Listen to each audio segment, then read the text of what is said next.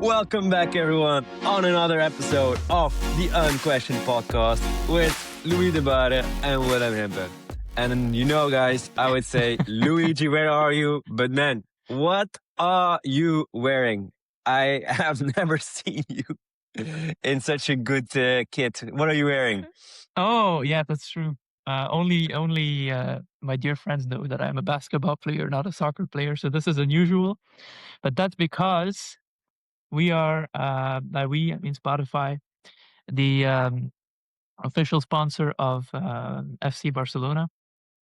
And why am I wearing that today? Because I'm in Stockholm for our 20-year anniversary party, which was Just just a quite epic. amazing 20-year party. Yeah, Amazing. yeah, yeah. The whole world, even Australia, all 8,000 people flew in to celebrate together this week.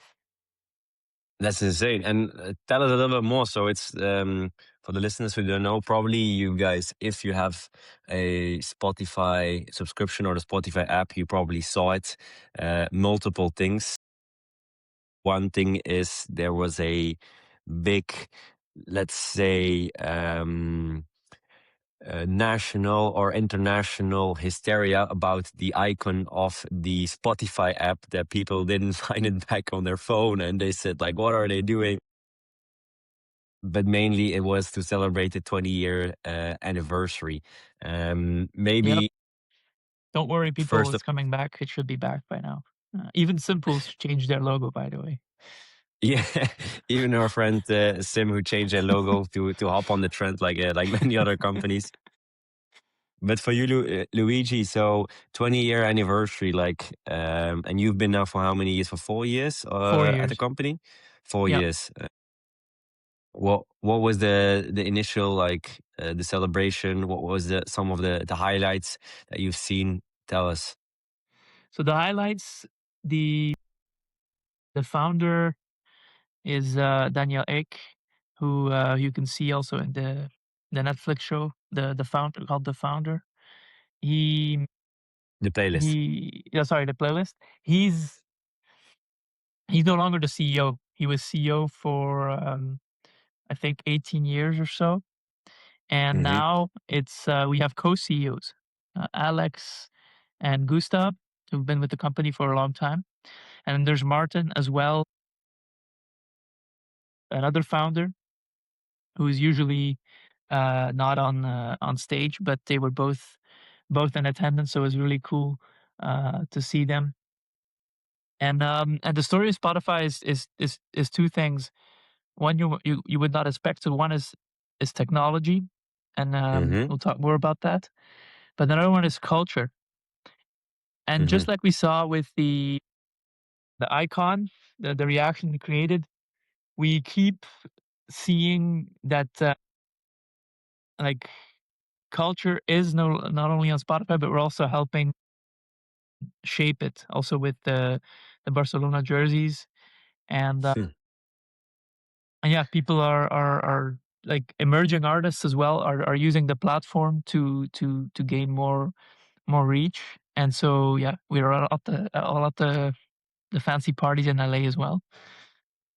Yeah, I think as well it's beautiful to see the Spotify is a company like any. It's trying to make revenue and grow its impact on the world. But it's beautiful to see kind of how diverse they do their marketing and affect culture outwards. Like they're the head sponsor of football club Barcelona, which doesn't really happen that often from a tech company. Usually, it's like gas or big other types of company that does it.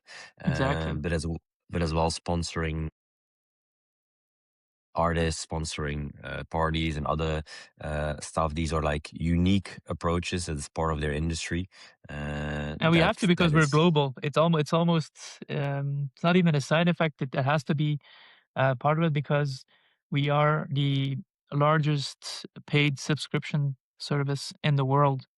And so Mhm. it's also funny to see we rented out all the hotels, and we had multiple arenas. An arena is large, but there was also a sports game going on, and in the end, like 6 to 8,000 people is not a lot of employees Hmm. considering who we are serving. So you can see everybody in their seats. That's from marketing, engineering, design, and then you think, yeah, but we are like building an app used by 700 million people all over the world. Like everybody that's commuting has music in their pocket, listening to podcasts, and so yeah, that's actually quite a small team if you think about it. So we have to have to be as diverse as possible because our customers are diverse. Yeah, and it's quite of amazing how you see. I'm not sure if it would be possible to serve that many customers when it comes to a physical product, because you would have to manufacturing a physical product for that many people. But this through massive scale, you can do it, let's say, limited amount of people, less than 10,000 people to service, like you said, over 700 million. The ratios are Yeah, so I are feel quite like a rock insane. star, like a pop star myself because like Michael Jackson has fans even in the most remote places where nobody goes. Hmm. And for me, it's nice that every week when I make a change about like the app icon, a week later, it goes into the hands of literally 100 million people. So that's also a responsibility because what we Hmm. say is you have a chance to break things at scale. Hmm. So really cool to see. And then the other side is technology, and that's where there is a founder lesson in there. I heard it from the horse's mouth. I heard a lot of history about the company. And actually, before we get there, a funny anecdote: when Spotify went public on the New York Stock Exchange, they did it via a direct listing as well, which is kind of unusual, showing like that the founder Daniel always wants to do his own thing. When they went public, um, you may know that the founder, the CEOs, and the employees together ring the bell, and they Hmm. also make like a big announcement and a kind of on the facade outside. They show the company, and they The had logo in there. Spotify, but with a flag of not Sweden, but Switzerland. And I wasn't around back then, but that must have been the biggest mess up. Apparently, yeah, they scrambled to find this Swedish flag in time because it is a Swedish company. So Ah, okay, okay, okay. The first time I heard it from you in our chat, I thought it was just the Americans that see Europe as just one continent, and they say like, oh, give the flag from Sweden, and some guy would get the job like this, probably the flag from Sweden, and double check and just hang it up. no, and it is it's actually also a European success story. So anytime I read newspapers kind of bashing us or complaining about artists' pay, which is mostly out of our control, then they forget that we're not like the rest of big tech, like Hmm. YouTube and name any app that are all from Silicon Valley, from California. So that's as well contributes to the global phenomenon. Well, and I don't know. Based off you, you've been now 4 years at the company. Maybe it's tough to compare because you haven't been in a Silicon Valley massive tech giant. But how different is it? And I wonder in the fundamentals, because they've reached such a massive scale that it's probably in many things similar. But in what ways? Because it's originated from Europe. How is it Spotify different from a YouTube, from a Netflix, for example? I think it's Um, harder. I believe it's harder. So obviously, a big part of the story was the the launch in the US, mhm, and we needed separate licenses for that. And just getting the license because the product was built was a whole battle. And Apple was, of course, at play, a company that's 45 times our size.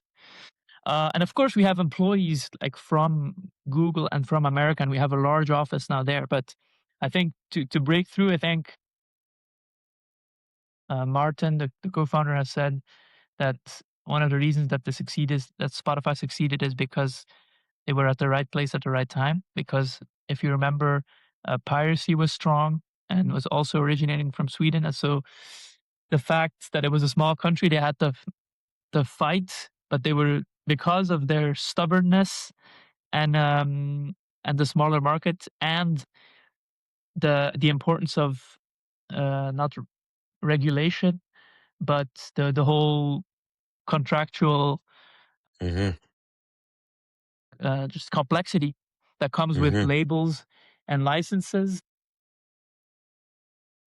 Yeah, combined with the strong technical foundation is what made it happen. But they definitely keep were underdogs for a long time and keep seeing each other as underdogs because the company may have global influence, Hmm. but it's not. It's still only a market cap of $100 billion dollars. Hmm.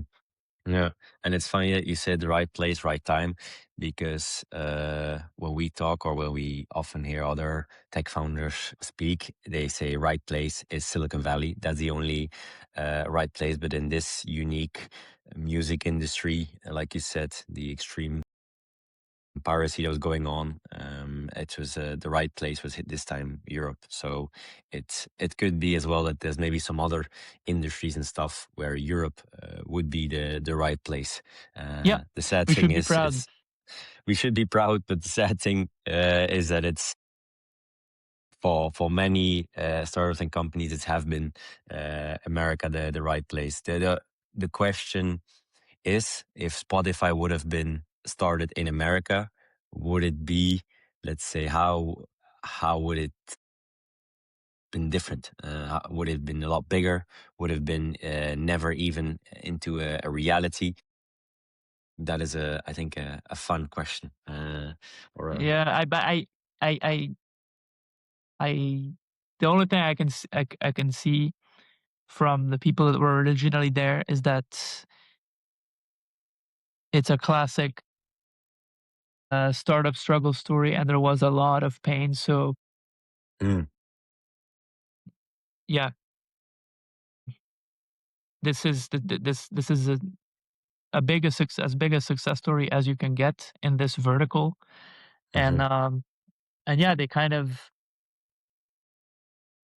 outcompeted the Americans and even Apple when it comes to music, which I think may not sound like a compliment, but that's the biggest achievement. It's like mhm. when they said about Jordan's teammate Scottie Pippen, they said like sometimes I thought he had more. He was better than Jordan. Like that's a compliment because Michael Yeah. Jordan is just such a such a freak. And to double click on that, actually, what do you think? Maybe they've shared it, or what is your personal opinion?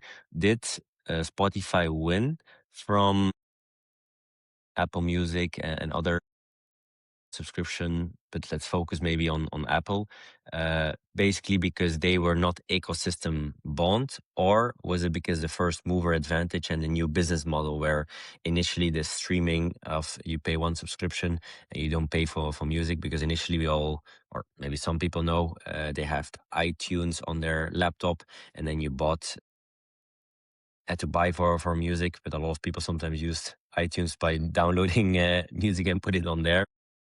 But the traditional model that was legal was buying it. So was it because of first mover advantage, or a little bit of the ecosystem of Apple that is limited, which is also a unique advantage You of know, first Spotify? mover, they broke the format. They made the format, and Mhm. if if you watch the show, you'll see that Daniel, who had an background in ads, his first vision was no paid subscription tier, all free and Mhm. paid for by advertisements, Mhm. which is hard to imagine because the model works so well. It's also rare that a subscription model works this well with consumers. Yeah. But and Apple Music is not culturally insignificant.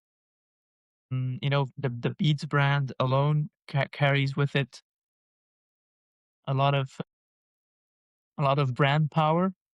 But maybe it's also something unique about the European DNA.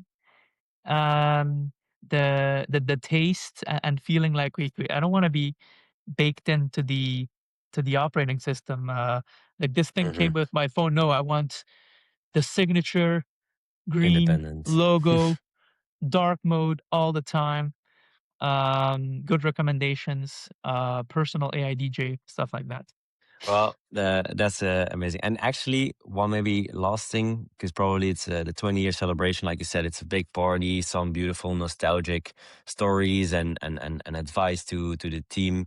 But did they share as well a little bit of an internal vision of Spotify? It's how they see the next 20 years going forward. What is kind of yeah, maybe the view of Daniel Ek or the current co-CEOs, how they see Spotify going to the 200 billion market cap and beyond that, or was Yeah, that that? was clear. That was clear. That one thing was clear is that they want to keep growing. They don't see this as the peak. But like seriously, Hmm. so and if you want to hear it from them, you should listen to their latest podcast appearances. So culture I already mentioned, but also personalization. It's very easy. It's an easy answer because it works. We want to recommend to you what to play before you even know it. That's our true power is serving you the song that you didn't know you needed at Hmm. that moment. So those things, and of course, like working together with labels, but still enabling new technology like AI.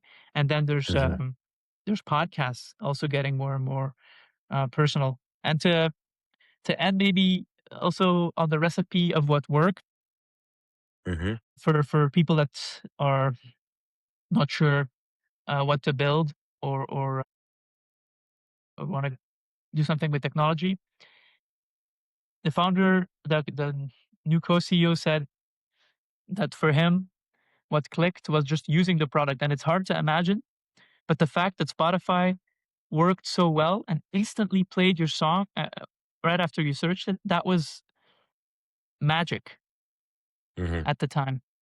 So a strong technical foundation with technology that's there and making it just work. Just like Skype, which is actually a Finnish or a Danish company, also from the Nordics, bought by Microsoft. Skype as well. Skype was like, oh, voice over IP, some strange technology, which means calling over the internet works. And so don't overthink your product. If you see a promising technology, the first thing you need to ask yourself is, why isn't everybody using this? Why is this not in everybody's hands?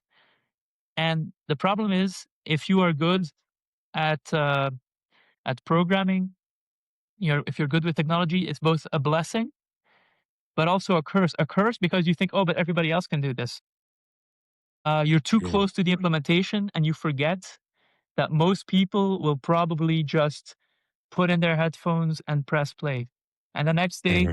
put in their headphones, press play. Whether they go to their boring job or a new adventure, they're Hmm. at a party. They want music, and they want something that works instantly.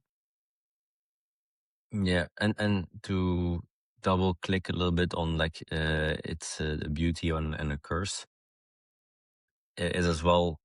You should focus on something if you're building something with technology that is truly unique to you, to your know-how, to your knowledge, because that will give you an advantage in a way in it, and your obsession, like maybe one of our previous episodes, because obsession in a certain solution that you want to find will win from Yeah, you all will these win from people your were obsessed. competition. There was no other way. Like, you could tell.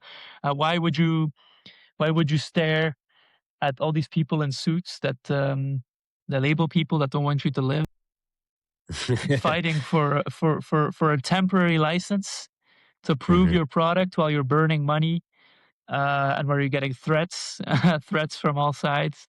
Hmm. Yeah, so they did what was needed, and it was